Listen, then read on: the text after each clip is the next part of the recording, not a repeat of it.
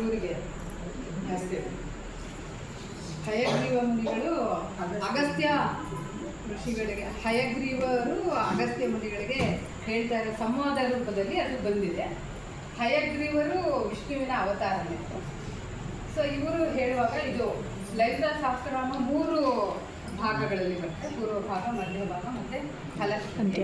ಮಧ್ಯಭಾಗದಲ್ಲಿ ಲಲಿತಾಂಬಿಕೆಯ 1000 ಹೆಸರುಗಳನ್ನು ಅಲ್ಲಿ ಹೇಳಲಾಗಿದೆ.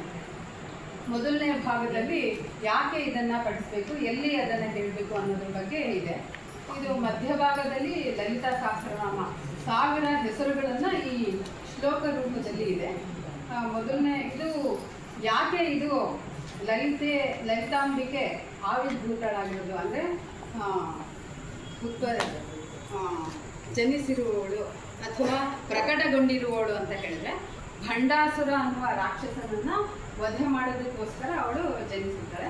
ಈ ಭಂಡಾಸುರ ಯಾರು ಅಂತ ಹೇಳಿದ್ರೆ, ಇವನು ಒಬ್ಬ ರಾಕ್ಷಸ. ಅದು ಹೇಗೆ ಅವನು ಹುಟ್ಟಿರ್ತಾನೆ ಅಂದರೆ, ಒಂದ್ಸರಿ ಎಲ್ರಿಗೂ ಗೊತ್ತಿರೋ ಹಾಗೆ ದಾಕ್ಷಾಯಿಣಿ ಯಜ್ಞಕುಂಡದಲ್ಲಿ ತನ್ನ ದೇಹವನ್ನು ಆತ್ಮಾರ್ಪಣೆ ಮಾಡಿಕೊಂಡ ನಂತರ ಪಾರ್ವತಿಯಾಗಿ ಜನಿಸ್ತಾಳೆ. ಇವನು ಭಂಡಾಸುರ ಅನ್ನುವ ರಾಕ್ಷಸ ತಾರಕಾಸುರ ಅನ್ನೋ ಬಗ್ಗೆ ಗೊತ್ತಿದೆಯಲ್ಲ, ಅವನು ತಾರಕಾಸುರ ಅವನು ಒಂದು ವರ ಕೇಳಿರ್ತಾನೆ ಶಿವನ ಹತ್ರ.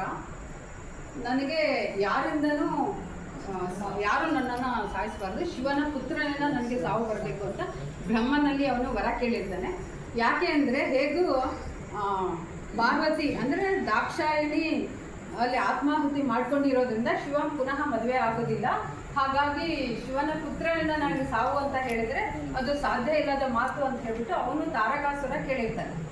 ಅದಕ್ಕೆ ಇವರು ದೇವತೆಗಳು ಏನು ಮಾಡ್ತಾರೆ, ಶಿವ ಧ್ಯಾನಕ್ಕೆ ಕೂತ್ಕೊಂಡಾಗ ಅವನಿಗೆ ಹೇಗಾದರೂ ಮಾಡಿ ಮದುವೆ ಮಾಡಬೇಕು ಅನ್ನೋ ಉದ್ದೇಶದಿಂದ ಅವನ ಧ್ಯಾನವನ್ನು ಭಂಗ ಮಾಡಬೇಕು, ತಪಸ್ಸನ್ನು ಭಂಗ ಮಾಡಬೇಕು ಅಂತ ಹೇಳಿ ಮನ್ಮಥನಿಗೆ ಕಳಿಸ್ತಾರೆ. ಅವನು ಭೂಬಾಣವನ್ನು ಬಿಟ್ಟು ಅವನ ಮನ್ಮಥನ 3ನೇ ಕಣ್ಣಿಂದ ನೋಡಿದಾಗ ಅವನು ಭಸ್ಮ ಆಗ್ತಾನೆ.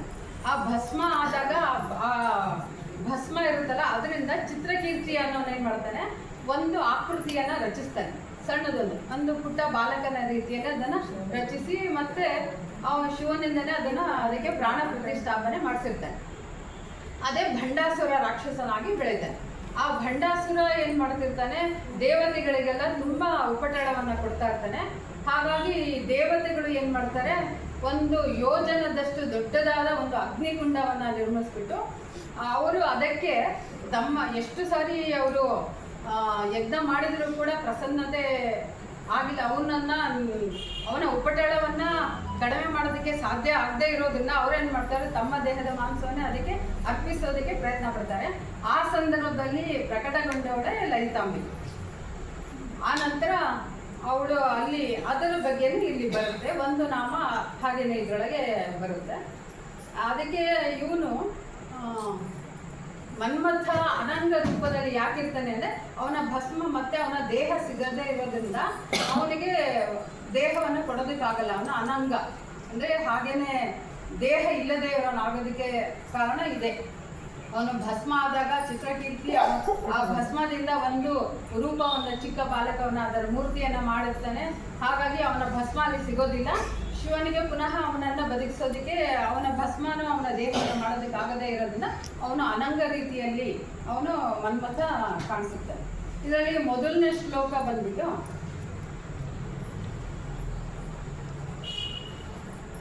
ಆಮೇಲೆ ಇನ್ನೊಂದು, ಇದನ್ನು ಆದಷ್ಟು ಲಲಿತಾ ಸಹಸ್ರನಾಮವನ್ನು ತಪ್ಪಿಲ್ಲದಲ್ಲೇ ಹೇಳೋದಕ್ಕೆ ತುಂಬ ಪ್ರಯತ್ನ ಪಡಲೇಬೇಕು ಪ್ರತಿಯೊಬ್ಬರು ಕೂಡ.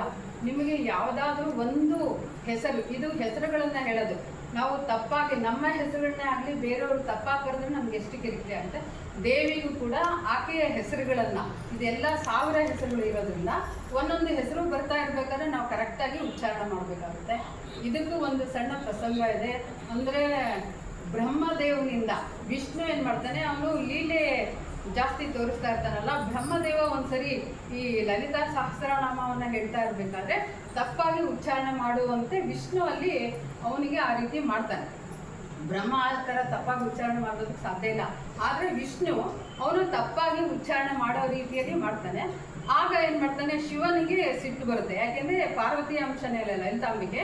ಆಕೆ ಹೆಸರುಗಳನ್ನ ಇವನು ಬ್ರಹ್ಮದೇವ ತಪ್ಪಾಗಿ ಉಚ್ಚಾರಣೆ ಆಗ್ತಾ ಇದೆ ಅಂತೇಳಿ ಸಿಟ್ಟಾಗ್ಬಿಟ್ಟು, ಮುಂಚೆ ಬ್ರಹ್ಮನಿಗೆ 5 ತಲೆಗಳಿರುತ್ತೆ, ಪಂಚಬ್ರಹ್ಮ.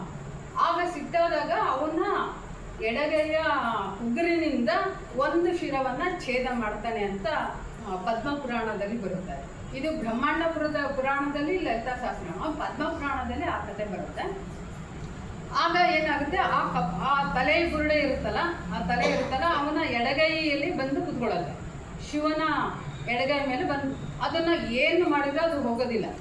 ಆಗ ಪುನಃ ವಿಷ್ಣುಗೆ ಕೇಳಿದಾಗ ಅದು ಹೋಗ್ತಾ ಇಲ್ವಲ್ಲ, ಏನು ಮಾಡಬೇಕು ಅಂತ ಹೇಳಿದ್ರೆ ಬ್ರಹ್ಮನಿಗೆ ಅದನ್ನ ಕೇಳು ಅಂತ ಹೇಳ್ತಾರೆ ವಿಷ್ಣು. ಬ್ರಹ್ಮನ್ ಕೇಳಿದಾಗ ಬ್ರಹ್ಮನಿಗೆ ಒಂದ್ಸರಿ ಸಿಟ್ಟು ಬಂದಾಗ ಅವನು ತನ್ನ ಹತ್ತಿರ ಇರೋ ಕಮಲವನ್ನ ಭೂಮಿ ಮೇಲೆ ಎಸ್ತಿರ್ತಾನೆ. ಅಂದ್ರೆ ಕಾಶಿ ಹತ್ರ ಇದೆ, ಅದು ಪುಷ್ಕರ ಅಂತಾರೆ, ಅದು ಪುಷ್ಕರಣಿ ಅಂತ ಕರೆಯೋದು. ಹಾಗೇನೆ ಅದನ್ನ ಪುಷ್ಕರದಿಂದ ಅಲ್ಲಿ ಆಗಿರೋದಕ್ಕೆ ತೀರ್ಥ ಉಂಟಾಗಿರೋದಕ್ಕೆ ಪುಷ್ಕರ ತೀರ್ಥ ಅಂತ ಆಗಿರುತ್ತೆ.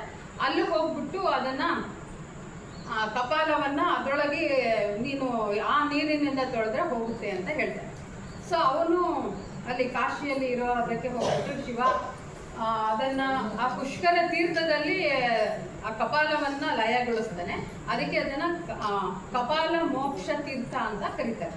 ಕಾಶಿಯಲ್ಲಿ ಇದೆ ಅಂತೆ ಕಪಾಲ ಮೋಕ್ಷ ತೀರ್ಥ. ಇದು ಯಾಕೆ ಹೀಗಾಗಿದೆ ಅದನ್ನ ಕರೀತಾರೆ ಅಂದ್ರೆ ಇದು ಒಂದು ಕಾರಣ ಇದೆ. ಅವಾಗಿನಿಂದ ಶಿವಗೆ ಕಪಾಲ ರುದ್ರ ಅನ್ನೋ ಹೆಸರು ಅವಾಗಿಂದ ಬರುತ್ತೆ. ಯಾಕೆಂದ್ರೆ ಅವನ ಕೈಯಲ್ಲಿ ಕಪಾಲ ಬಂದ್ಬಿಟ್ಟು ಕೂತ್ಕೊಂಡಾಗ ಮತ್ತೆ ಅದು ಅವನು ಆ ಕಪಾಲವನ್ನ ಲಯಗೊಳಿಸಿದ್ದರಿಂದ ಅವನಿಗೆ ಕಪಾಲ ರುದ್ರ ಅಂತ ಅವಾಗ ಹೆಸರು ಬಂದಿದೆ ಅಂತ. ಸೊ ಇದಾದ್ಮೇಲೆ ಮೊದಲನೇ ಶ್ಲೋಕದಲ್ಲಿ ಒಂದು 5 ಹೆಸರುಗಳು ಬರುತ್ತೆ. ಇದು ಮೊದಲನೇ ಶ್ಲೋಕದಲ್ಲಿ ಯೂಸ್ ಆಗುತ್ತೆ. ಮೊದಲನೇದು ಇದು ಬರುತ್ತಲ್ಲ, ಧ್ಯಾನಂ, ಇದೆಲ್ಲ ಬರೋದು ಬಾಹ್ಯ ರೂಪದ ವರ್ಣನೆಗಳು ಬರುತ್ತೆ. ಹೇಗೆ ತಾಯಿ ಇದ್ದಾಳೆ ಅನ್ನೋದು ವರ್ಣನೆ ಇದೆ. ಧ್ಯಾನಂ ಇದೆಲ್ಲ, ಸಿಂಧೂರಾರಣ ಇದೆಲ್ಲ ಬಾಹ್ಯ ರೂಪದ ವರ್ಣನೆ. ಇಲ್ಲಿ ಬಂದ್ಬಿಟ್ಟು ಓಂ ಶ್ರೀಮಾತಾ. ಶ್ರೀಮಾತಾ ಅಂದರೆ ಎಲ್ರಿಗೂ ಗೊತ್ತಾಗುತ್ತೆ, ತಾಯಿ, ಎಲ್ಲರಿಗೂ ಸಮಸ್ತ ಜೀವಿಗಳಿಗೆ ತಾಯಿ ಶ್ರೀಮಾತಾ. ಶ್ರೀ ಮಹಾರಾಜ್ಞಿ, ಮಹಾರಾಣಿ, ಮಹಾರಾಜ್ಞಿ ಅಂದರೆ ಎಲ್ರಿಗೂ ಗೊತ್ತಾಗುತ್ತೆ. ಇದು 2ನೇ ಹೆಸರು. ಶ್ರೀಮಾತಾ ಅನ್ನೋದು ಮೊದಲನೇ ಹೆಸರು. ಇಲ್ಲಿ ಇದ್ರೊಳಗೆ ಬರೋದು ಶ್ರೀ ಮಹಾರಾಜ್ಞಿ 2ನೇ ಹೆಸರು. ಶ್ರೀಮತ್ ಸಿಂಹಾಸನೇಶ್ವರಿ, ಸಿಂಹವನ್ನು ಆಸನವಾಗಿ ಮಾಡಿಕೊಂಡಿರುವ ದೇವಿ ಶ್ರೀಮತ್ ಸಿಂಹಾಸನೇಶ್ವರಿ.